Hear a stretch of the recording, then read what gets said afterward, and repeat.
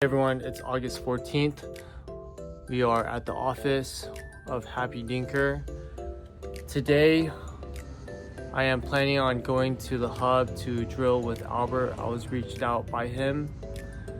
We are doing some drilling with the Titan. Thanks to Richard Kim, it's been going back and forth between him and I. He's definitely used it a lot more. If you didn't know who Albert Wan is, Albert Wan is a 5.0 player from the Bay, and he has consecutively gone through the qualifiers and made it to the main draw. So he's a really good player. He's been making good content, so check it out on TikTok, Instagram to learn more.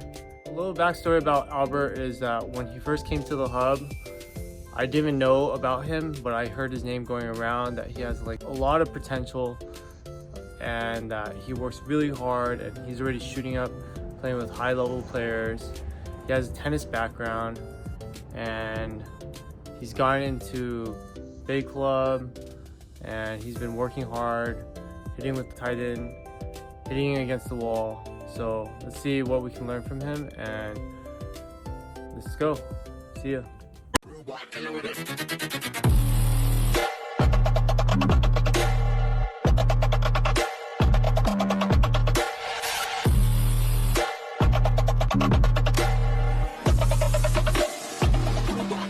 My name is Albert.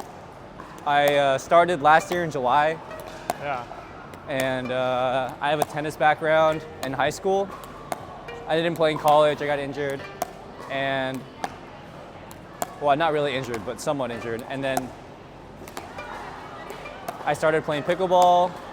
I beat people that have been playing for a while when I first started out. That kind of motivated me. And I started off at like a 3-5 level.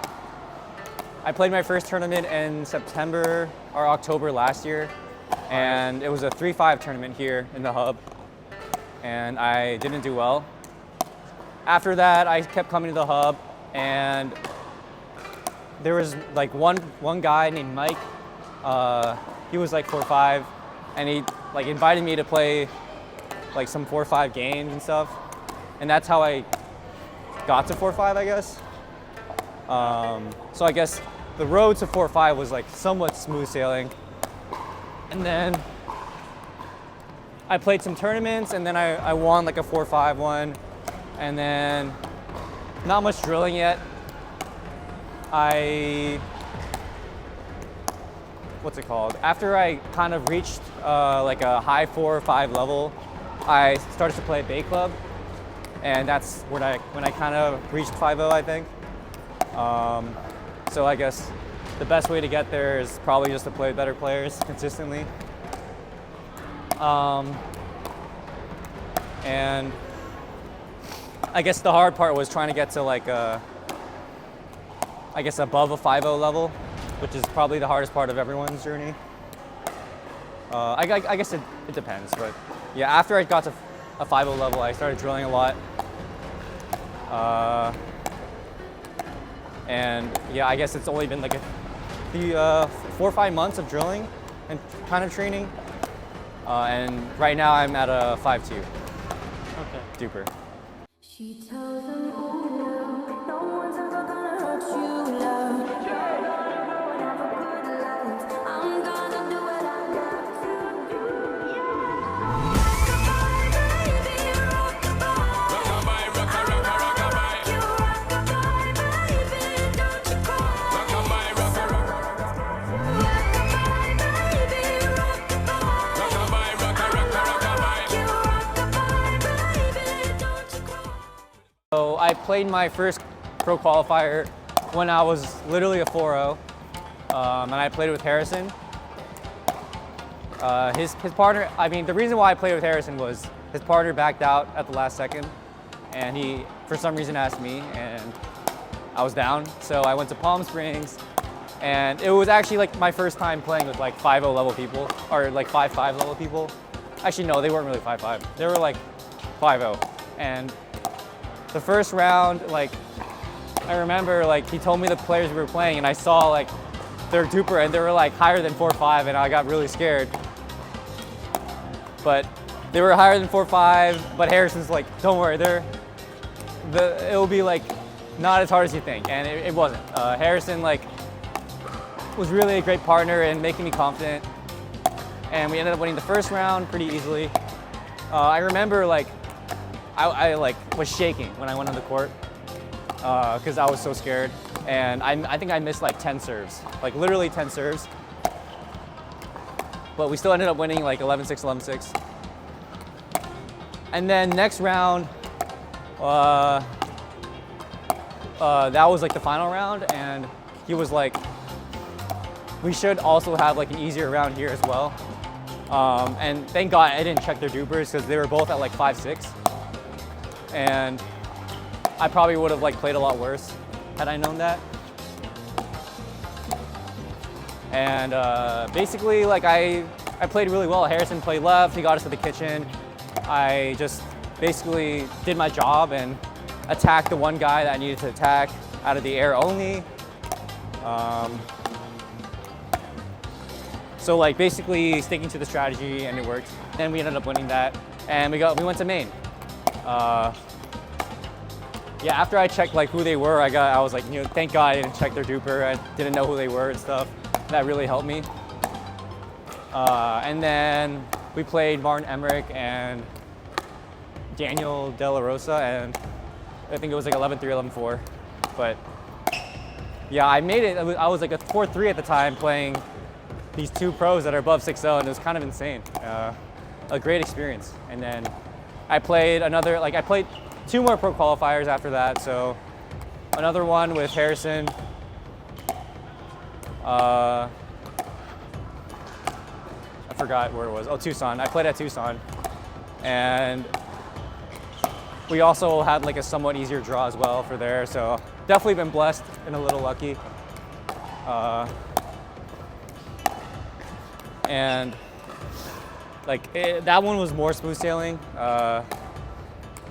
Like the teams we play, I guess I was better at the time. I knew how to make balls, and like we played I think a low 5-0 team, so like a 5-1, 5-1 team first round, and second round we played like a 5-7 and a 5-3. And yeah, we won in straight for the second one.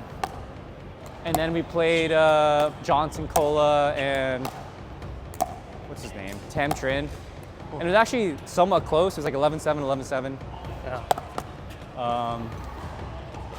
And that was I mean, I felt like I was getting better for sure. And then, so we played, so it was me and Alex Long.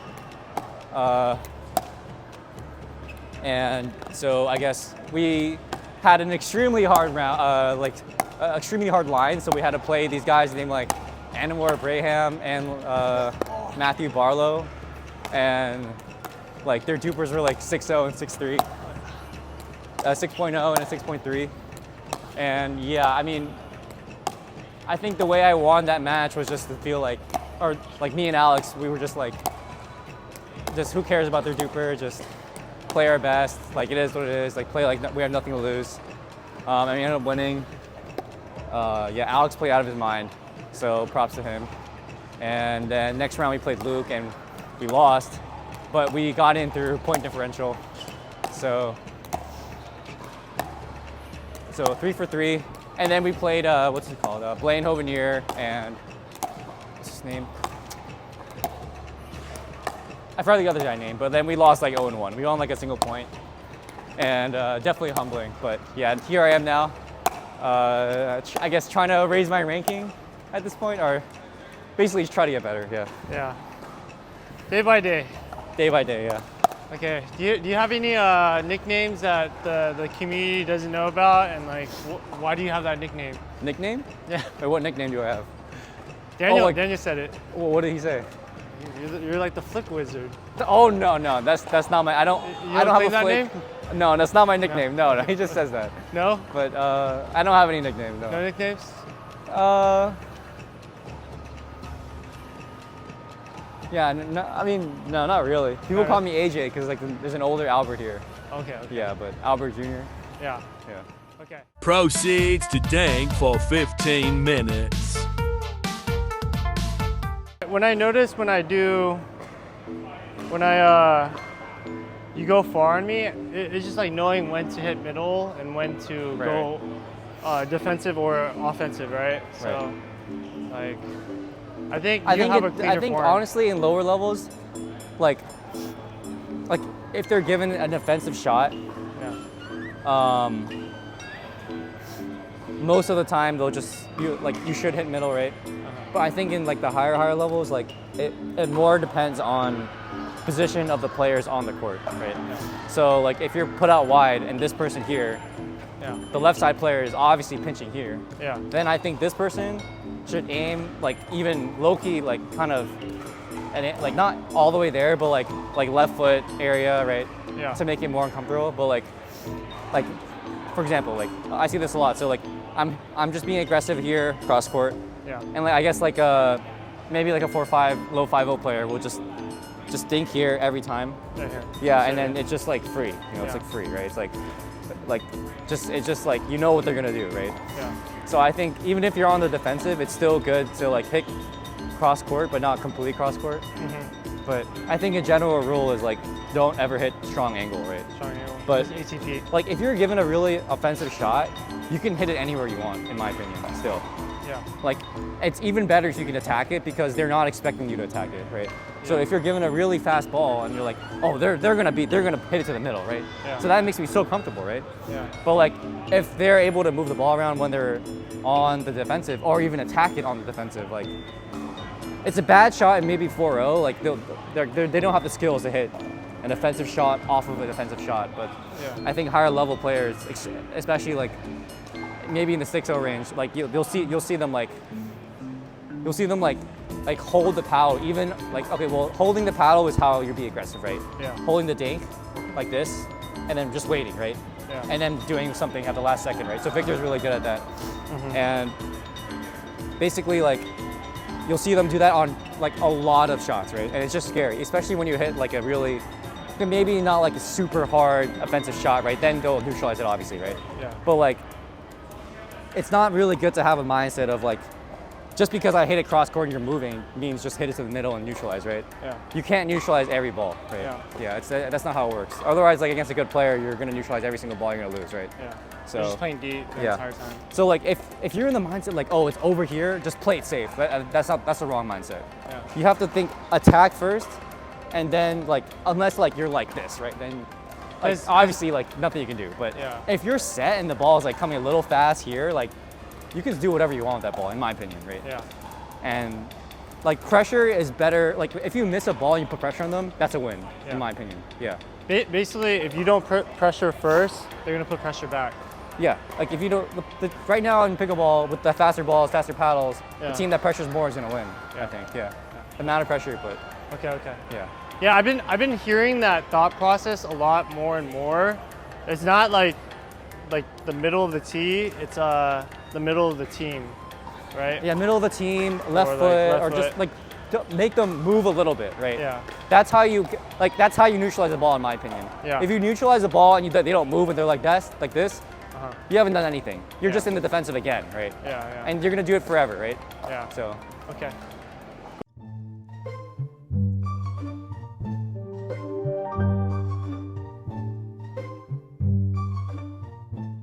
Okay, can we do one more round, and then we can maybe use the ball machine?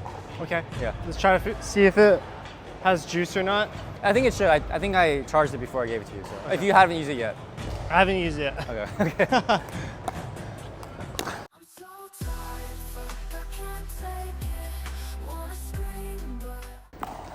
Oh man, I am exhausted from those dinks. So that's what it takes to be a 5-0 plus player, is not to just warm up dinks, it's to get really grindy and do it for 30 plus minutes, the same shot if you're trying to work it out. So kudos to Albert, he works really hard on that. And so now we're moving forward with a ball machine tight end. And here you have both of us on the court. Albert is working on his flicks, and myself, I'm working on my counters. Oh, Nice shot. What I noticed is that during this time, it's good to be relaxed and aim down on his flicks. He did give me a lot. It's pretty fast, unpredictable, and sometimes I don't even notice or think that it would go over because his paddle is below the net. And then for the counters, I did notice that it helped me by taking a step back and giving my space to counter. So yeah, there are a few tips that I noticed.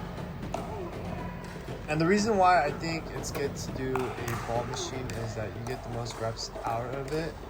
It's catered to you, and yeah, good stuff. Thank you, Titan, for producing this product. I just took a break, okay, and now it's back to work. God made a way, that's the only way it works. I'ma walk this way till they put me in the dirt. May your kingdom come as in heaven on this earth to me. It's not with a curtain to me. Finally, game time. Huey Trin and Albert Wan versus Ed Ju and Brandon Chan.